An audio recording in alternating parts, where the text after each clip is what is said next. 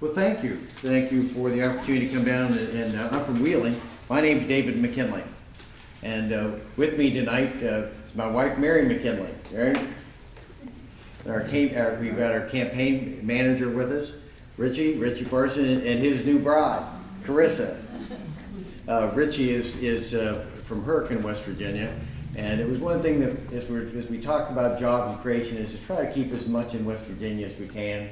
You know, we've all struggled with it. It's just see what we can do with West Virginia, build a West Virginia organization. But let's, given I wasn't sure of the format of the number of people that we might have here today, so I'm going to cut down my remarks. I had about an hour and a half talk for you. And, we never know how many's come. The weather, it's a lot warmer in here than it is out there. And the other thing I wanted to say is I look out over you. I'm looking in your faces because from what I hear on the media, the Tea Party, you're the racists, you're the radicals, you're the warmongers. Amen. Yeah. Well, The mob. I don't see that. But it's just a shame that if we talk about issues and we talk about what's important for our country and in West Virginia, why is it if we disagree that we have to have a label? Just not there with that. It's just, you know, I thought we gave up that years ago, and so I just chuckle every time I hear that because it just wasn't right. But people have to do that. Now I'm deaf, so I'm curious for you in the back. Am I speaking up loud enough for you all back there? All right. I served in my name is David McKinley, and I served in the legislature from 1980 to 1994 for 14 years. And I was also state chairman of the Republican Party for 4 years, between 90 and 94. And for those of you that suffered with me in 96, I ran for governor in 96. And I thank very much the Wood County because we carried Wood County and numbers of the other counties in the 1st District. It was just a delight to work with people around that saw the vision of what we wanted to accomplish for West Virginia, and we still do. Just because I wasn't elected office for a few years, I went back and I built my company. We started literally from scratch with one person and built it up to now we have 40 families that count on us. 40 payroll that we have to meet. Any of you that have meet a payroll, you understand what we're talking about out there. And it's every week we have to do to take care of it. And because it's the right thing to do. And probably one thing that now Mayor said I'm getting off game here a little bit, but one of the things I like to say is we've never laid a person off for lack of work.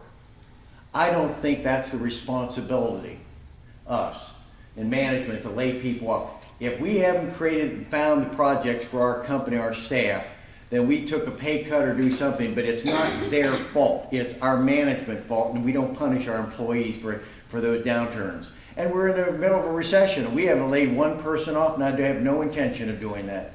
We've got 40 people that I really care for, each and every one of them, their children, that we respect and we take care of them.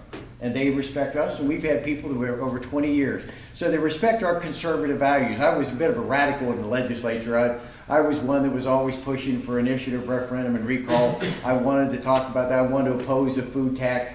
We opposed the tax, or the idea when they were talking about raising our salaries of legislators. I always voted against that. But it's just not the right thing to do. You got to be serving for the right reason, for public service. So as a result of that, I think over those years, I can look back all of those years of the endorsements. People that I had a high respect for, from the NRA, from the Right to Life, the conservative movements all across the state of West Virginia, newspapers as well were endorsing it, because they knew that after a year, I know how to get things accomplished. Not only in my private practice in the business, but also in the political arena as well, to be able to cross the aisle and be able to work with, but still hold fast to the values and character that make us who we are today. So I wanted to talk a little bit about some things that have occurred. I've been delighted with some of the things that are coming out of Washington about our campaign that are encouraging for me, and I hope for the 1st District. Because one of the reasons we're in this race primarily is because we feel that the 1st District is not being represented. It's my opinion. I think that we have too many people in Washington that are voting their leadership, what they want there. And I don't know about you, but I don't remember Nancy Pelosi representing the 1st District.